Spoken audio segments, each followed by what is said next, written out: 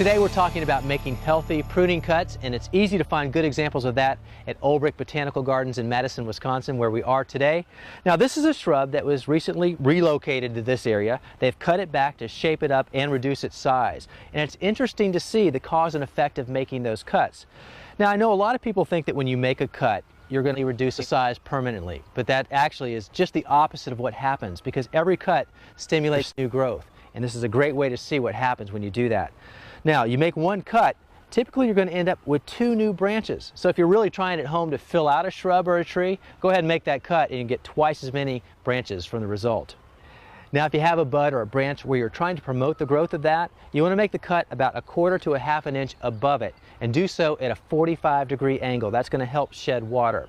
Also, when you make the cut, find a pair of bypass pruners as opposed to anvil pruners. Bypass pruners have a blade that passes by the hook, the stationary portion. And also put the hook end on the discarded size of the branch so that you can protect the remaining bark.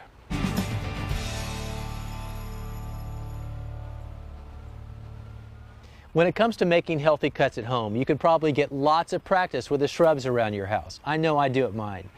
So when I look at a shrub like this, I see some live areas and some dead areas, and I know that I want to eliminate the dead areas, so that's an easy first step.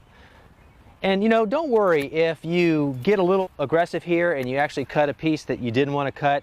Again, cutting stimulates new growth, so whatever you take out, you're going to get new growth behind it. And basically, I'll do that all through this shrub. I'm looking for all the dead wood and I'm taking it out. If there are any branches growing too closely together or they're crossing, those come out. So that's the next thing I'm looking for. And I see a few of those here, so I'll make those cuts.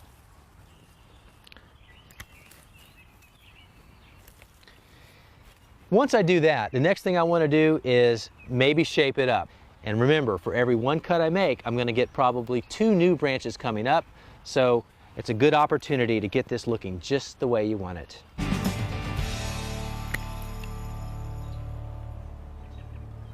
When it comes to making the right cut as it relates to trees, there are a number of considerations. First of all, because of their prominence in the environment, they're very susceptible to storm damage. So anytime you have a storm event in your area, go out there and check your trees. If you happen to notice a broken branch or two, go ahead and remove them, because if you don't, you've got that exposed bark. Again, that's an open highway to pests and diseases. We want to eliminate that and go ahead and follow it back to the main trunk and cut it off.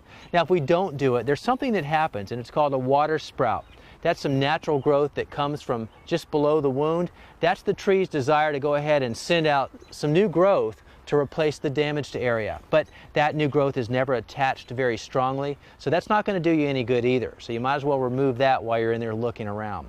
The other thing we want to consider are those inward growing or crossing branches. This is a good example of that because there are both things going on here. You've got a branch growing inward towards the center on that, and a branch growing inward there. In addition to that, they're crossing. So this is an easy one. Both of these have to come out. Now, as you survey your landscape, there's something else you should be looking for when it comes to making healthy cuts with your trees. Look for those trees that have a secondary or competing leader. Now, there are a number of trees that have this. Hemlock come to mind. They have a primary leader, but a lot of times they'll develop this secondary branch. It has a very narrow crotch angle, and it too appears to be a leader, but it's not. It's weaker, it doesn't grow as quickly, and it's competing with the primary leader. So go ahead and follow that back and cut it down at the base. Your tree will look a lot better and it'll be healthier too. Now, similar to secondary leads, be on the lookout for narrow crotch angles. These are branches that are growing almost vertical. They're never attached as strongly to the main lead. So go ahead and follow these back and make the cut. When it comes to making healthy cuts, it starts with having the right tool. And when we're talking about tree branches, the best tool for that is a pruning saw like this.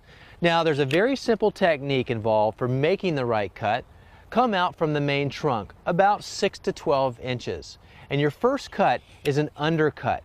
And you cut through the bark about 1/3 to 1/2 of the way, no more than that. But that's a very important cut, and you'll know why in a second. Now it's time for cut number 2. You do that about 6 inches outside of the first cut, and go ahead and do that from the top. Now you can try to cut all the way through, but that's not going to happen. Before you get all the way through, that branch, the weight of it is going to break away, and with it, it's going to take the bark. Now the bark would normally go all the way to the main trunk and tear down the trunk. But because you made the first cut, that very important first cut, it's going to stop that bark tear, and that's what it's all about. And for the final cut, number 3, you only have about a 12-inch piece of branch here. You can cut all the way through that from the top. Now what you're looking for is the branch collar. That's the flare where the branch joins the main trunk. But because it's only about 12 inches, cut all the way through. The weight won't be an issue. You'll have a clean cut and a healthy cut too. Now this is a great looking hedge, and one of the reasons I love it so much is that it's full from top to bottom. Now perhaps around your house you've seen hedges that are really full at the top, but at the bottom not so much. Pretty sparse. You even see all the branches and the legs. You don't want that, and there's a reason why that happens. It's because somebody comes along and they cut across the top and give it a nice haircut, but we know by making those cuts we're generating new growth. But that new growth comes at a cost. And that cost in this case is that the sun is not able to get down low because of all the new growth. So you have all this lush growth going on up top, but not much going on down low. So the way around that, next time you make a cut, go ahead and make the bottom part a little bit wider than the top, and you're going to get a full plant from top to bottom too.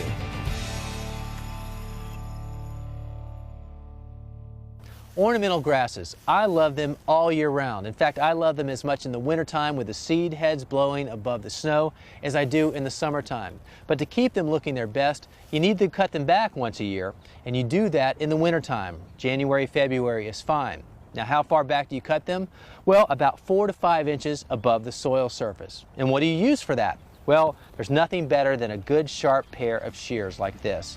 So cut them back, remove the dead growth, and you'll have great looking ornamental grasses year after year.